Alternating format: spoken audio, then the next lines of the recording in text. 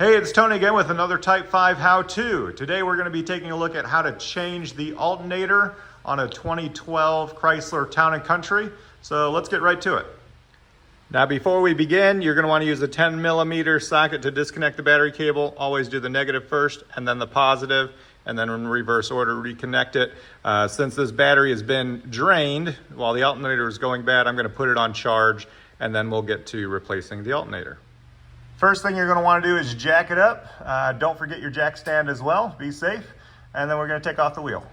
Next, we're going to use a 19mm socket to take off each of these lug nuts. With the wheel off, we're going to need to remove this wheel well cover. You don't really need to take the whole thing off. Just remove these two Phillips head screws and these three push-in fasteners with either a pry tool or flat tip screwdriver. And then we can pull this cover out of the way so that we can get underneath. Next, we want to remove the cover to expose the belt and alternator area. There are two 10mm bolts that need to be removed, as well as another push-in fastener, and then we'll pop this plastic out of here. The next thing we need to do is remove the belt. If you don't have one of those belt tensioner tools, you could use a standard 3/8 wrench.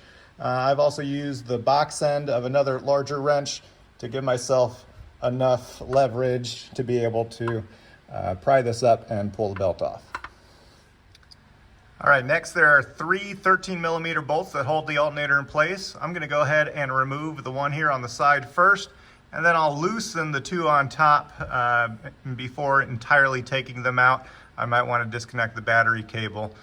So we'll get all those loosened up and go from there. So I removed those three bolts and the alternator is now loose, but I need to disconnect the battery cables. So the first one here has a little red tab. You're going to want to take a flathead screwdriver and pry it off. I already loosened this one up. And then there's a push pin here. You can press down while you pop this connector off.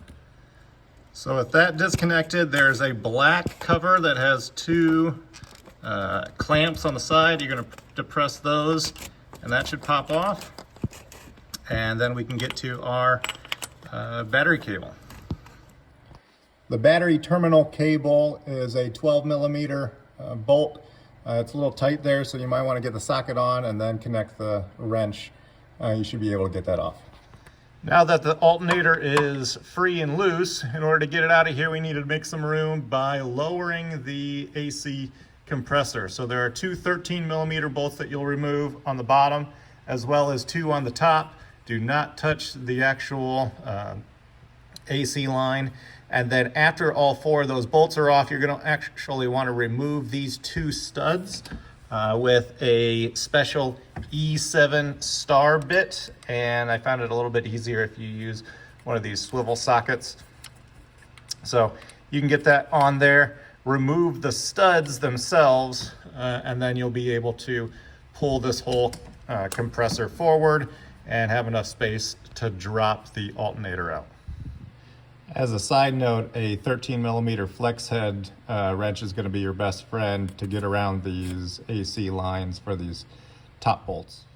All right, with those four bolts off, if you slide the air compressor forward a little bit, it'll give you more clearance to get that E7 bit on this stud, and then you can go ahead and take those off.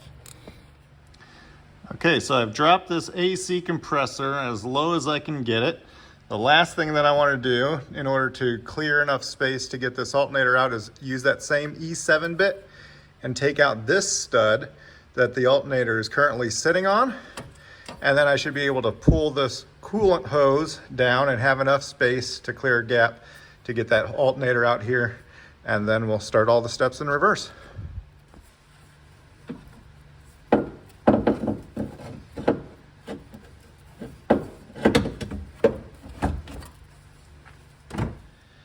Now that the alternator is back in place, you have to get the belt back on. Again, push this idler pulley all the way forward.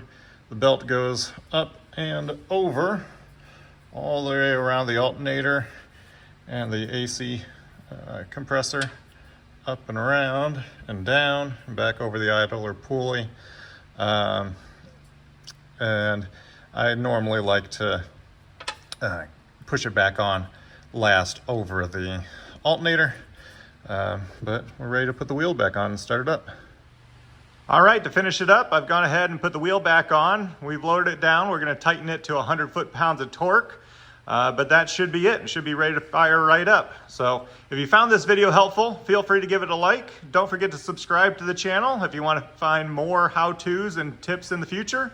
But for now, that's going to wrap it up for today. I hope to see you all on the next project.